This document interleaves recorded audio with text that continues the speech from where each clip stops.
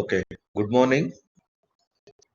So today we will discuss about the next system, that is the nervous system. In this nervous system, you all know what are the components of the nervous system. So this is the basic, very basic things you all know, you all studied previously. Here in this nervous system, what we will study further, we will study the details of the nervous system. So what are the parts of nervous system? So how the brain is divided, and what is the cerebellum? What are the parts of brainstem? So what are the activities going there? So what are the functions of that? Okay, and what are the clinical symptoms of the nervous system? Okay, nervous system, it is divided into two parts. So one is the peripheral nervous system, and the another one is the central nervous system. What is central nervous system? Central nervous system comprises or components are the brain and the spinal cord. So it contains the nerves or parts concerned with the brain and spinal cord. Okay. Next, what is peripheral nervous system? So this peripheral nervous system, so these are the nerves which are coming from the periphery, outside, other parts of the body, from the spinal cord, or the nerves goes to the other parts of the body. So these nerves, they are called periphery. Periphery means outside. Okay, you got it. So this is the difference between the central nervous system and the peripheral nervous system.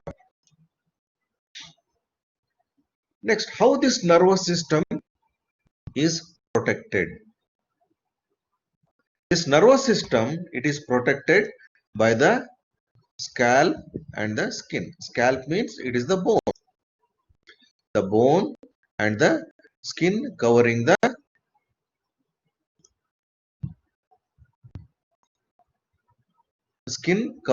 scalp, and then skull and vertebral column. So this scalp and skin, it protects the brain, the skull and the vertebral column. Again, this vertebral column protects the spinal cord. Then the meninges. What is meninges? Same like in the beginning I told, all the organs, they have their coverings. Like that, meninges is also a covering for the brain and spinal cord. It is the covering for brain and spinal cord. Next, what is this? This is the cerebrospinal fluid. So this cerebrospinal fluid, this is the fluid which presents in between the brain and spinal cord, and which helps in the nutrition for the brain as well as the functional activity, and it lightens the brain. Okay, lightens means the weight of the brain will be reduced by the presence of this fluid. And next, the blood brain barrier. So these are the small blood vessels which are protecting the nervous system. Next, the meninges. What are these meninges? These are the coverings of the brain and the spinal cord. Meninges is the covering of the brain and spinal cord. It has 3 layers. What are these 3 layers? That is dura mater, arachnoid matter, and pia mater. The dura mater is the double layer covering of the outermost covering or the external covering. So external or the outermost covering of the brain.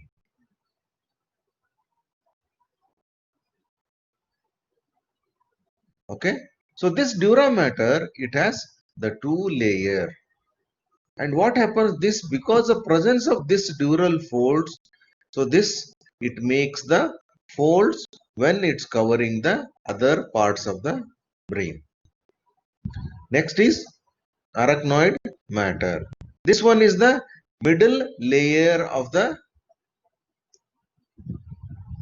meninges, and it is web-like structure, and the innermost layer, so this blue color structure, so this is the innermost layer, so that is the pia mater, which closely attached, or it is closely attached to the brain.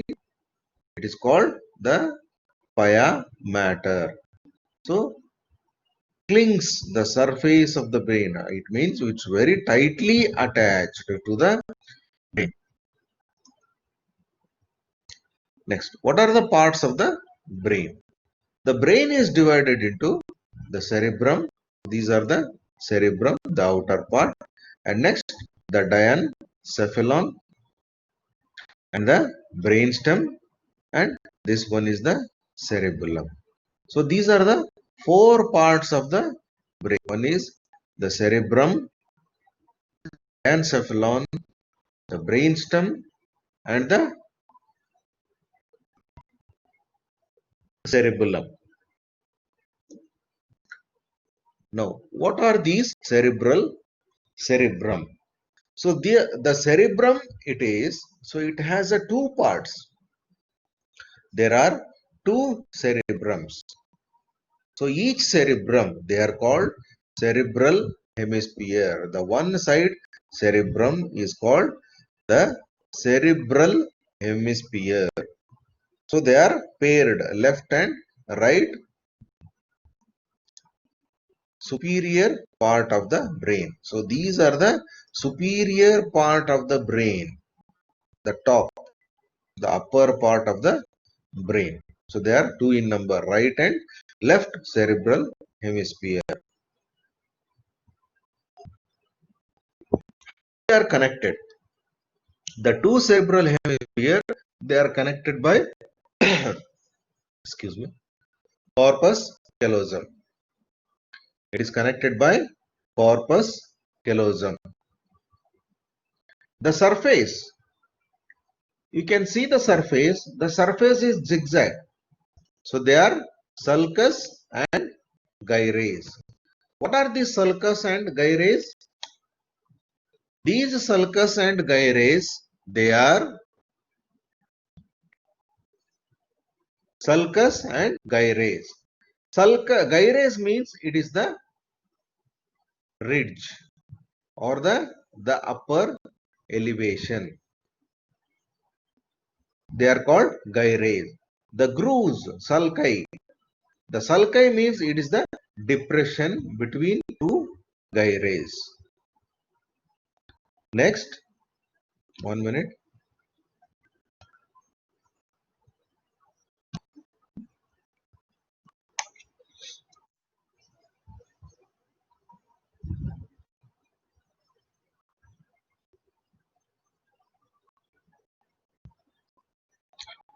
Okay, next is what happens in the, what are the other parts of the cerebral hemispheres?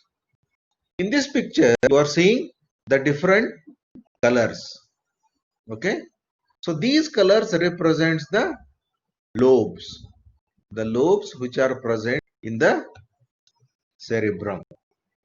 So these are the lobes. What are these lobes? So they are frontal, and then this is the blue one is the parietal, and the behind. Next one is the temporal. So where is the temporal? Just behind your ear. So that part of the brain, it is the where it presents the temporal lobe. And the posterior occipital, so where in the behind, just behind your head, that is the occipital lobe. And another small lobe is present. It is called insula. So it is very deeply present. It is present in the deeper side of the brain. So gyres. So what are gyres? As I already told, these are the elevated ridges. So these are the small elevations. Can you see this? So where I am putting the pointer up. This is the small elevation, gyres. The sulci. What is sulci? The small this line. So these are the sulci.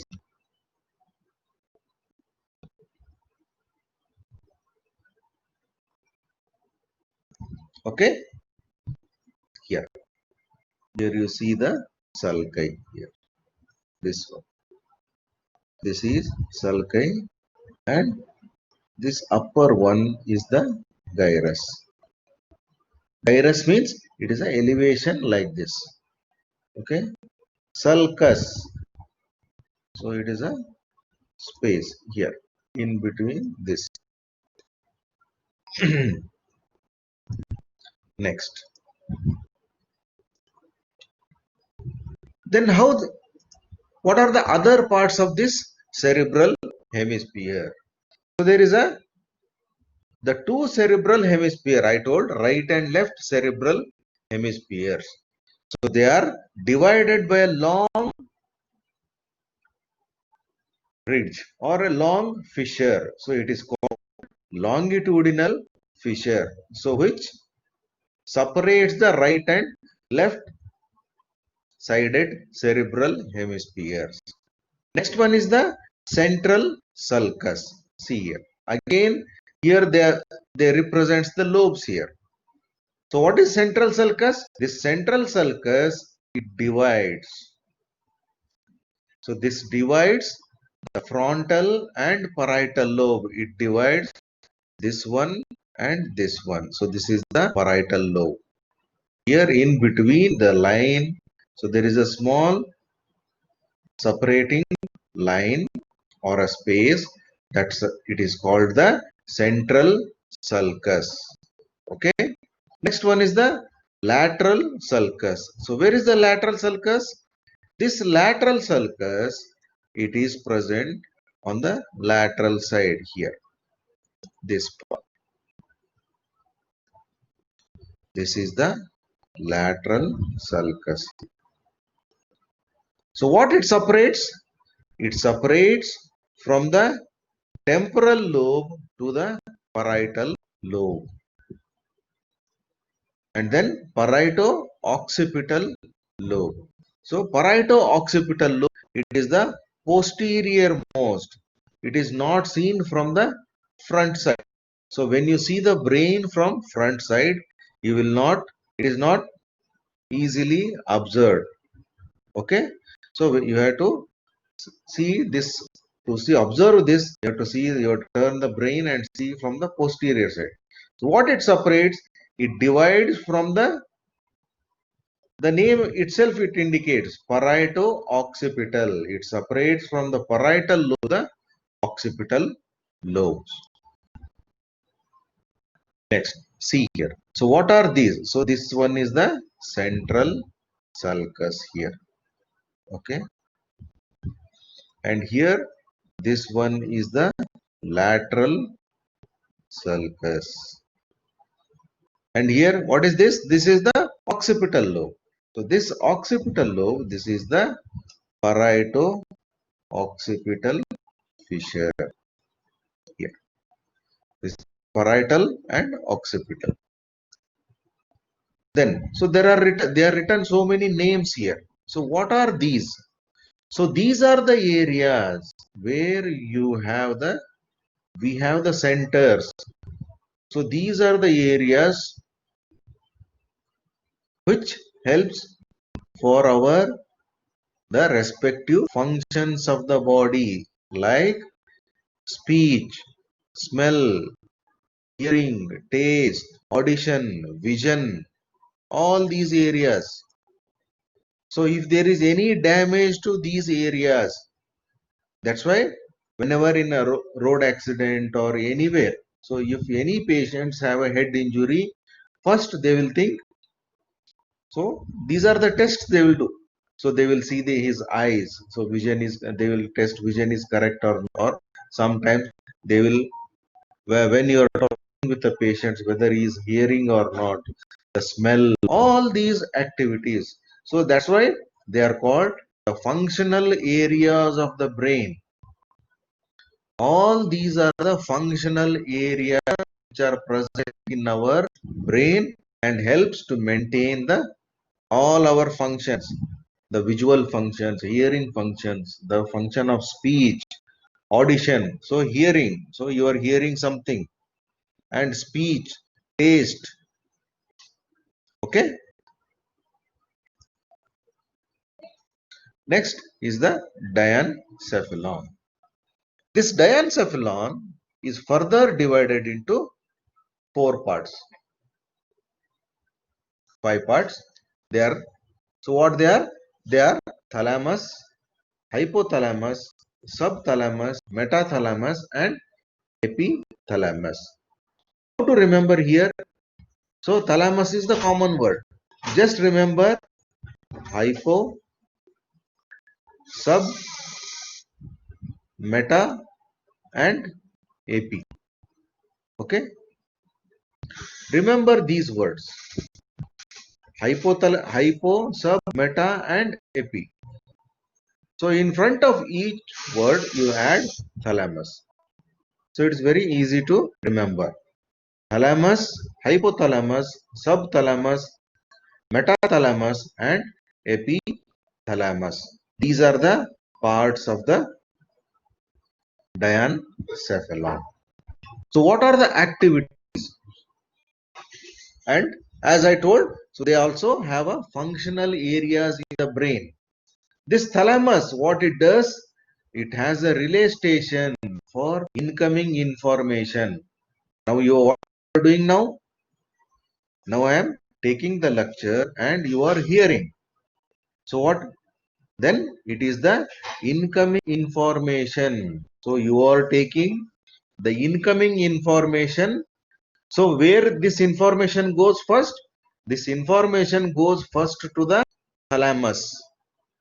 Okay. Something coming from outside. Okay. Then it goes to the thalamus, and then it goes to, the information goes to other parts of the nerves. Next, same like, so what are the functional areas present in the hypothalamus? So in the hypothalamus, it controls the heart rate, the center for the heart rate, blood pressure, and digestion. Also it controls the emotional response. So if I ask question, so what is this? So you will respond back. Okay, whatever it is, anything. So when you are seeing the movie, if it is a very serious horror movie, what happens? You will be very scared. That is an emotion. Or if it is very uh, heart-touching scene, so what happens automatically? Some people, they, the tears will come out. That is one type of emotions. Okay, these things it is controlled by hypothalamus. That is by the limbic system. Okay, and it also maintains the body temperature, regulation, and regulates the food intake. So how much food you want to take, so that is also maintained by hypothalamus. The sleep and wake, so when you want to sleep, what time you want to sleep, what time you have to get up, and controls the endocrine system. So how it controls this endocrine system? It is controlled by the pituitary gland. Okay.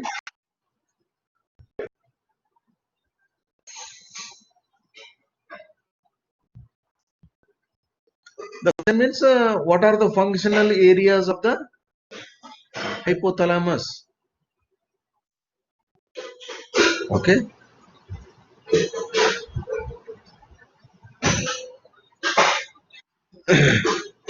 And in the epithalamus, again, this epithalamus is also related to the sleep and wake cycle. Next part is the midbrain. What is this midbrain? The midbrain, what we studied now? We studied the diencephalon. Now the midbrain. The midbrain, it forms the upper part of the brainstem. See here, this part. From here to here, it is the brainstem. This midbrain, it forms the upper part of the brainstem, begins short and not more than 2 centimeters in length. So it means it is very short. Where it is present? It is present between diencephalon and the pons. Okay, where it is present? It is present or it lies between the pons and diencephalon. Pons and diencephalon. Okay, so how it is connected? It is connected by superior cerebellar peduncles. So these are fibers. There are fibers which are present for the connection of the midbrain. They are called superior cerebellar peduncles. Okay, and they contains a narrow cavity called cerebral aqueduct. So in this, they have a small cavity or a small space. It is called cerebral aqueduct. This cerebral aqueduct, it connects from the third to fourth ventricles. Okay. Again, this will be, I will repeat in the next, the other slides. What do you mean by ventricles? What they are. Okay. And this midbrain, it is divided into two parts. So that is tegmentum anteriorly, tectum in the posterior part. Okay. And another important things here you have to remember. So this is what are the nerves arising from midbrain. It gives the origin of the oculomotor nerve and the trochlear nerve. These are the cranial nerves which are coming from the brain. So whenever you write in the exams, don't write the third nerve and the fourth nerve. You have to remember the nerves by their names. Okay? You will get the marks. But if you write the number, you will get the marks, but not the full marks. Okay? All the cranial nerves. So there are 12 pairs of cranial nerves. You have to remember by their number and by their name also. It is must and should.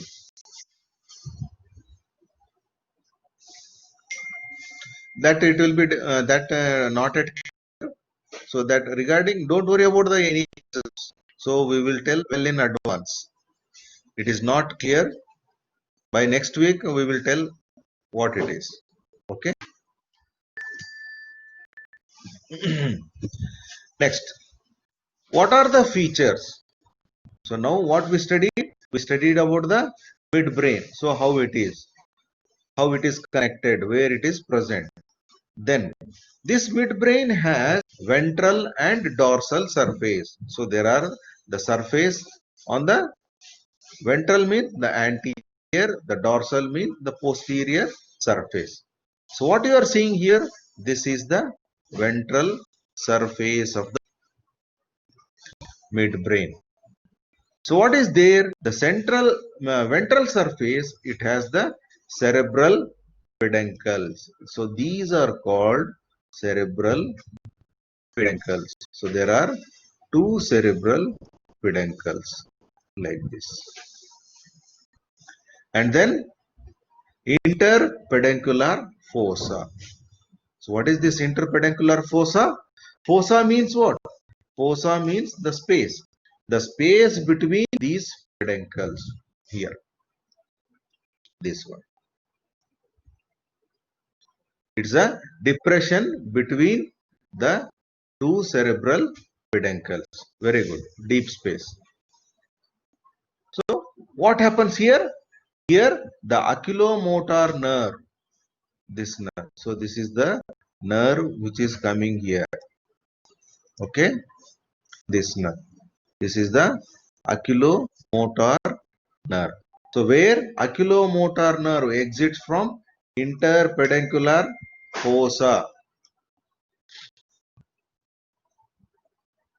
at the level of inferior colliculus. So here you have the inferior colliculus. Next, on the posterior side or the dorsal surface of the midbrain. On the dorsal surface, you have four elevations. These, what these are? So these are the four elevation nervous. So these are the elevation of the brain. They are called colliculi. What colliculi? Four in numbers. They are two superior and two inferior colliculi. So what is the function of these colliculi? The superior colliculi, they helps for visual reflex. So these maintains the vision, and the inferior colliculus, it maintains the auditory. Auditory means what you are hearing now. So you are hearing some lecture. So this, it is maintained by, or it is controlled by this inferior colliculus. Next, there is a one more feature, the trochlear nerve. This is the, you can see here, this yellow color structure. What is trochlear nerve? So why we are telling here? This is the, you can see here in this, the upper picture. So there are so many nerves are there. Okay. Here in the dorsal surface of the brainstem, there is no nerves. That is why it is the only nerve, the trochlear is the only nerve which comes from the dorsal surface of the brain. Remember this. So it is the only nerve which is coming from the back of the brainstem. So on the back of the brainstem, there is no other veins, though no other nerves.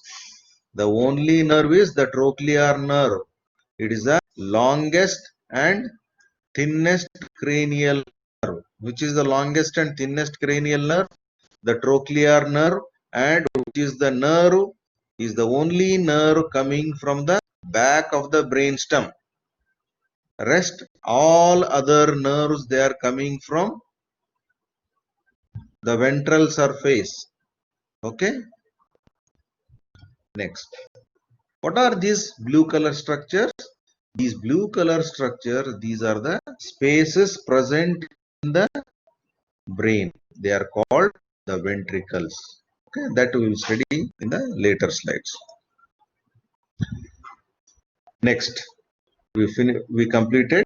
This is the midbrain here. Next is the pons. The next part, what we are studying here, this is the pons. What is pons? The pons means, if there are, here it's a two mountains, this is one mountain, this is one. So in between we have a connection. So this connection is called the bridge. So this is pons. So this one is medulla and this is midbrain. In between we have a pons. It is a connection, or pons means bridge. In the Latin word it means bridge. It is a middle part of the brainstem and lies between midbrain and medulla. Midbrain and medulla. Divided into anterior part. The anterior part is called base pontine. Base of the pontine. Okay, pons. And the posterior part, it is called tegmentum. Next, what is there on the ventral surface? On the ventral surface of the pons, there is a small depression. This one. Here, you can see these lines. These are the small line. This line where the basilar artery. It is the space. This space is for the basilar artery. That is called the basilar groove. And next, transverse pontine fibers. So these are the pontine fibers from the middle cerebellar peduncles which connects the pons with the cerebellum. Okay. So here behind this it connects with the cerebellum. Like this. So this is the pons here. So this is the cerebellum. What you are seeing? The line, this structure. This part is the cerebellum. Okay. So what is there on the dorsal surface? On the behind the pons. This behind the pons, it forms the upper part of the floor of the fourth ventricles. Okay. Then the four cranial nerves coming from the pons. What are the cranial nerves coming from the pons? See here you may get confused. Don't get confused. All these nerves, in the beginning only I told, only the trochlear nerve is coming from the ventral surface of the brainstem. Rest all other cranial nerves on the trochlear nerve from the dorsal side. All other nerves from the ventral side. Okay. Because here it is in the upper heading is the dorsal surface. And next to that, okay, so that's why sometimes it's a confusing. Here just you remember, so what are the nerves coming from the pons? So which are the nerves? The nerve is the fifth, sixth, seventh, eighth cranial nerve. What they are? They are the trigeminal is the fifth cranial nerve, the abducent, the sixth cranial nerve, the facial nerve, and the vestibulocochlear nerve. So these are the nerves, they are coming from the pons. From where they comes? So which area? Near the pons, middle cerebellar peduncle, abducent nerve. So where it is present? In the groove between the pyramid and the pons. So there is a space called pyramid. So this is the pyramid here. Here they are written PY. Okay. The facial nerve. So from where it comes? It comes from the cerebellopontine angle. And then vestibulocochlear nerve. So from where it comes? From cerebellopontine angle to the cerebellopontine angle lateral to the facial nerve. Okay.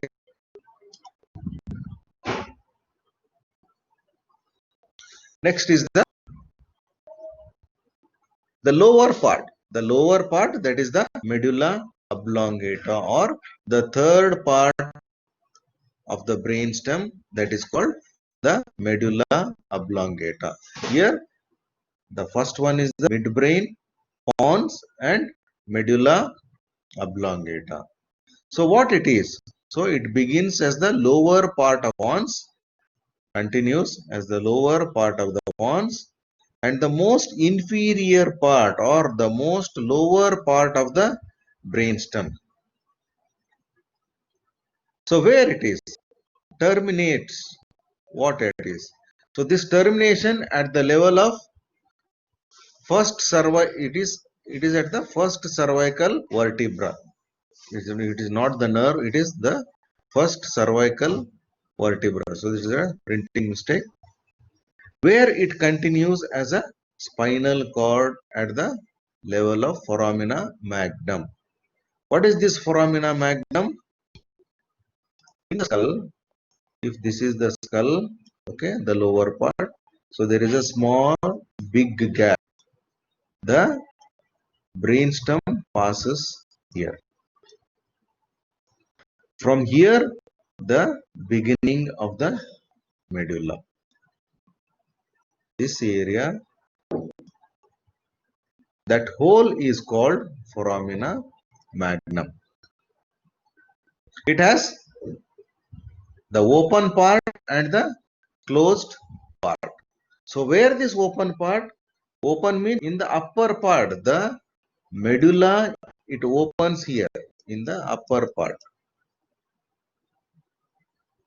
Upper part for the forms the floor of fourth ventricle.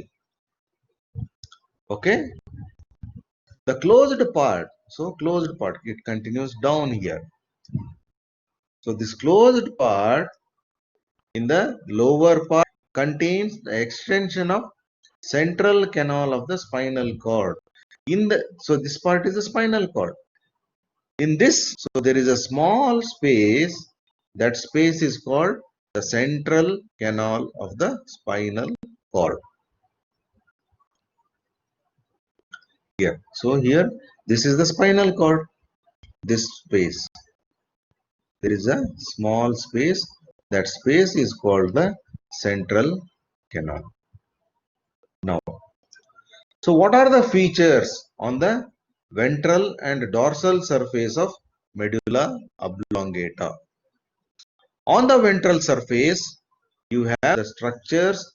They are called pyramid and olive. These are also the nervous elevation of the nerve bundles present in the brain. The pyramid, what happens here? You can see this decussation. So what happens here?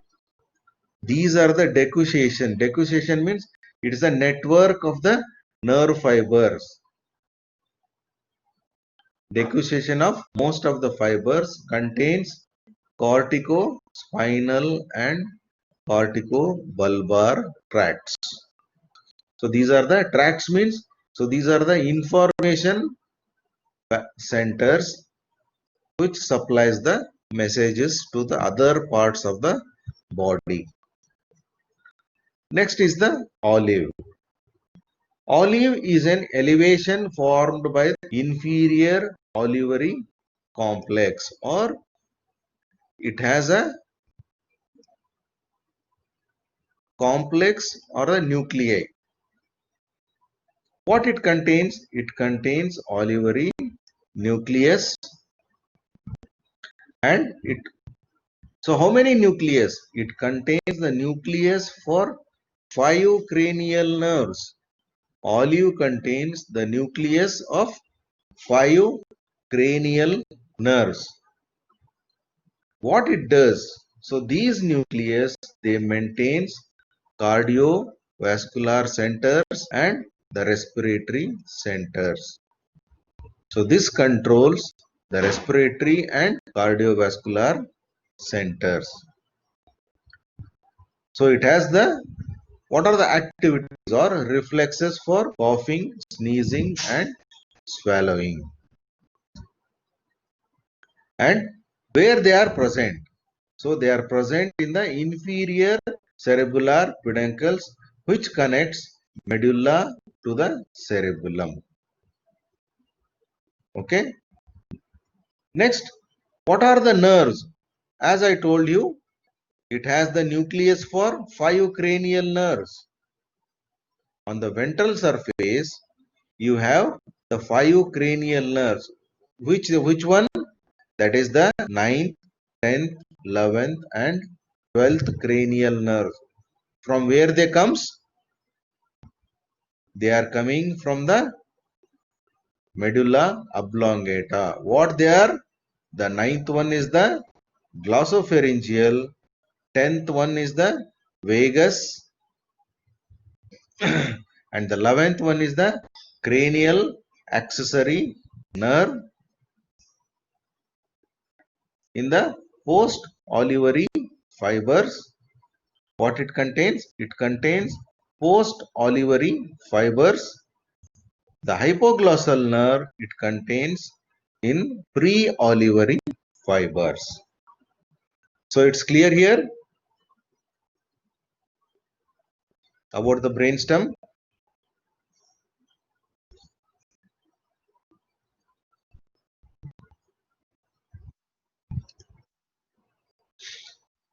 Next, what is there in the dorsal surface of the brainstem?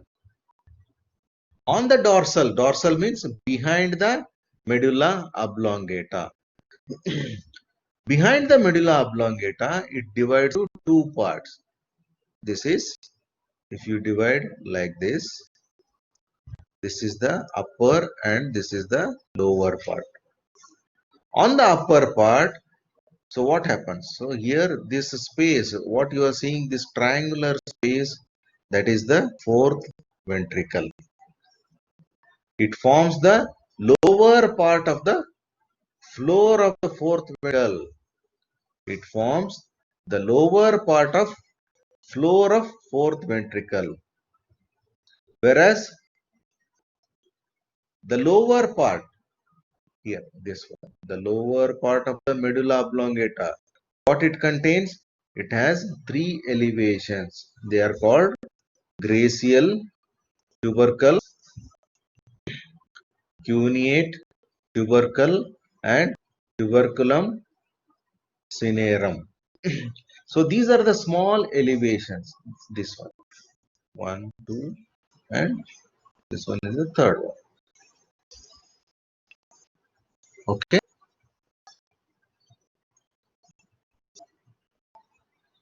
Next, about the cranial nerves. So what are the cranial nerves? So first one is the olfactory and oculomotor. See here, all these cranial nerves. Can you make out all these dark yellow color structures? All are present in the brainstem. Only the trochlear nerve. This trochlear nerve, it is a thin and long nerve which is present in the posterior part of the brainstem here. So first one, it is very easy to remember, 1 and 2. Next, in the midbrain, 3, 4, 5, like this. The number is in the order. Next, remember here, how many cranial nerves? There are 12 pairs of cranial nerves. Again, I repeat, so here you have to remember all the cranial nerves by their name and by their number also. Okay? Why I am telling? Because there are so many. If you find any other lectures or if you sit any other seminars or any conference, so sometimes they will tell, so this one, there are this one eighth cranial nerve will be affected and this cranial nerve passes here like this. So if you don't know what is the name of the eighth cranial nerve, so you will not understand what he is telling. Or if you sometimes you will get a X-ray report or the report of the brain. Sometimes in the report they will tell 8th cranial nerve or the 9th cranial nerve will be affected. If you don't know the 9th cranial nerve, then it is difficult. That is why you should remember the nerve, all the cranial nerves by their name and by their numbers. Okay.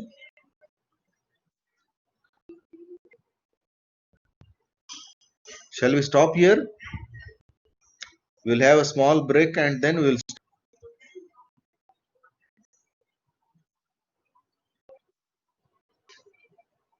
Okay, we will take a small break. That is better because so after the break we will start.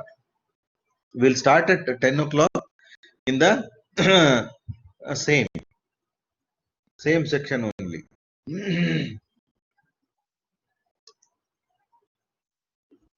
We'll start at 10 o'clock.